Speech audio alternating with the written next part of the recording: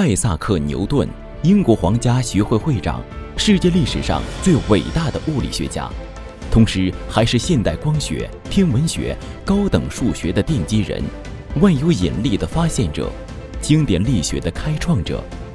他的研究涉及物理、化学、天文、地理、哲学、经济和艺术，所学包括飞机制造、船舶设计、火箭导弹、现代建筑等众多领域，是迄今为止人类历史上绝无仅有的百科全书式天才。他的出现为黑暗的欧洲带来了科学的光明，让英格兰迅速成为世界科学的中心，改写了整个人类的历史命运。这一期天才简史节目，我们就来讲一讲这位伟大天才不凡的一生。1643年，牛顿出生于英格兰林肯郡乡下的一个小村落。他的童年可以说是相当悲惨的。早产的牛顿瘦小到甚至可以装进一只大马克杯中。出生仅3个月，父亲去世。3岁时，母亲改嫁，将他交由外祖母抚养。因此，年幼的牛顿对母亲一直都很疏远，性格也相当内向，不喜欢说话交流，反而喜欢独自一人安静地待在角落里，看一些介绍各种简单机械模型制作方法的读物，也经常会一个人动手制作些奇奇怪怪的小玩意儿，如风车、木钟、折叠式提灯等等。到了中学，稍微长大一点的牛顿开始对自然现象和几何学产生了兴趣。18岁那年，顺利进入剑桥大学3一学院学习。他在这里接触到了大量先进的思想，包括笛卡尔等人的现代哲学理论，以及伽利略、哥白尼和开普勒等天文学家更先进的思想。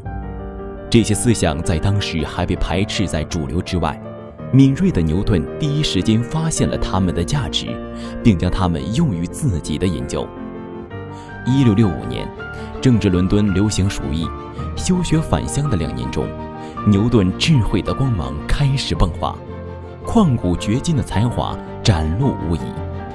1665年初，牛顿发现了广义二项式定理。同年11月到次年5月，牛顿潜心于正反流数法的研究，随后便创立了影响深远的微积分学。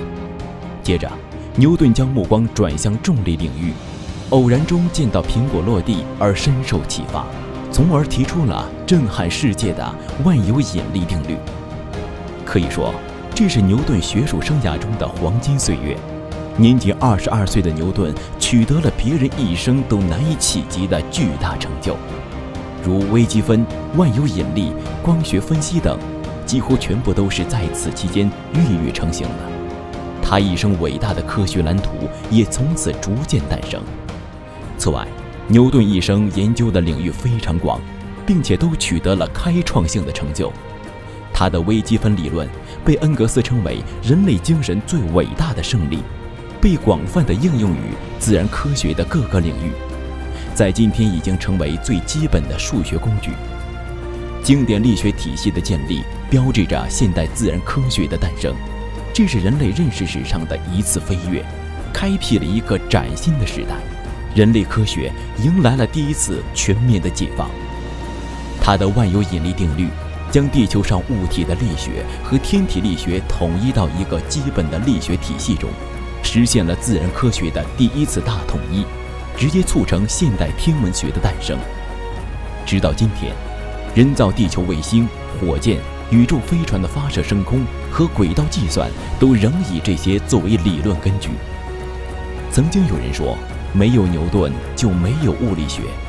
这句话虽然有些夸大了牛顿个人的作用，但也反映出来牛顿对于人类的巨大贡献。毫不夸张地讲，没有牛顿，今天的科学绝不可能如此发达。如果非要选出迄今为止最伟大的科学家，恐怕人们都会异口同声地回答：牛顿。因为牛顿最伟大的地方，不在于他发现了多少科学的奥秘，掌握了多少天体运行的规律，而是在于他敢于挑战权威，打破几乎没人敢去质疑的神话。牛顿生活的时代欧洲的科学体系无一不是遵循着古希腊先贤的思想。柏拉图、亚里士多德、欧几里得、阿基米德和托勒密，在上千年的发展过程中，几乎成为了人们心中不可撼动的神明。没有人会去质疑他们的理论，也无人敢挑战他们的权威。尽管在16、17世纪，伽利略和波义耳等人曾做过不少的努力，但都没能真正撼动古希腊科学的地位。直到牛顿横空出世，用精妙绝伦的语言和严谨优美的逻辑，提出了一套崭新的思想，建立起人们新的世界观，真正的解开了古希腊先贤加在人们思想上的巨大枷锁。现代科学赢得了全面的胜利。牛顿将他的这些无与伦比的智慧结晶凝聚在《自然哲学的数学原理》一书中，这是人类科学史上迄今无人超越的伟大著作。牛顿在书中总结了过去时代人类探索宇宙的哲学和物理学成果。他用简洁优美的语言描述了3大运动定律、万有引力和其他思想，用最完美的数学直观诠释了深奥的科学真理。这本书无论是从科学成就还是思想贡献上，都足以和任何一位先贤媲美，甚至就其对现代人的直接贡献而言，还远远地超越了这些古希腊先贤。当万有引力定律和3大运动定律提出的那一刻，世间万物的运动原理、斗转星移的巨大奥秘，一切都逃不出牛顿的洞察。在这一刻，人类站在了从未有过的高度，真正地走到了上帝的面前。只可惜生命有限，1727年，牛顿走到了生命的尽头，和众多的杰出人士一样，被安葬在英国著名的西敏寺。全国为他举行了隆重的葬礼，深深地悼念一位伟大天才的逝去。英国诗人亚历山大·波普为牛顿写下墓志铭：自然与自然的定律都隐匿在黑暗之中。上帝说，让牛顿出世，于是一切变为光明。牛顿这位伟大的天才代表了一个时代的鼎盛。随着牛顿的逝世，世界科学中心开始慢慢向法国转移，英国逐渐丧失了绝对的中心地位。回顾牛顿的一生，荣耀与争议如影随形。有人说他性格孤傲，自恃才高；有人说他沉迷于金钱权势，无法自拔；还有人说他心胸狭窄，精于算计。不可否认，牛顿的性格确实存在一定的缺陷，但是这些都无法掩盖他为人类文明做出的巨大贡献。他的对手莱布尼茨曾写道，从世界的开始到牛顿生活的时代为止，对数学发展的贡献绝大部分是牛顿做出的。伟大的法国科学家拉普拉斯说，原理是人类智慧的产物中最卓越的杰作。看牛顿的一生，只有把它当作为永恒真理而斗争的舞台，才能真正理解它。他是生活在黑暗时代孤独无依的先行者，是沉浸在科学的世界中难以自拔的古怪天才，亦是并不完美的芸芸众生。他的世界或许只能用来仰望而无法理解，正如他的墓碑上所写，让人们欢呼，有这样一位伟大的人类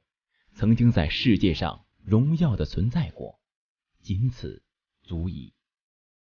好了，本期天才简史节目到这里就要跟大家说再见了，感谢大家的收看。对天才和伟人这个话题感兴趣的朋友，可以关注老阴斗官方微信公众号和新浪微博天才简史，查看更多往期精彩视频。我们下期节目再见。在世界科学史上，有一只最著名的猫，它从诞生以来就一直吸引着人们热切的关注，直到今天还频频出现在人们口中。咱们下周二下一期天才简史节目，就一起来了解了解这只猫背后主人改变世界的故事吧。